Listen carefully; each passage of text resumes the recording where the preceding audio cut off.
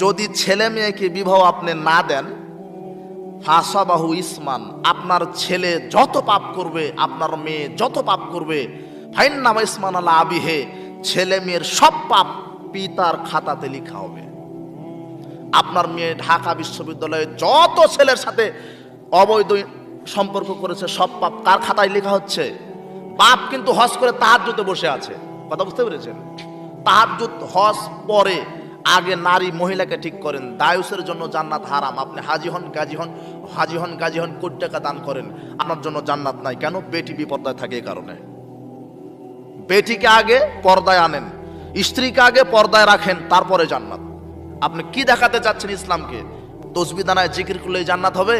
কাবা ঘর থেকে ঘুরে আসলেই জান্নাত হবে? নিজে বাঁচো, মেয়ে বেটি ছেলে মেয়ে আহাল পরিবারকে বাঁচাও, তারপরে জান্নাত। কথা বুঝতে পেরেছেন?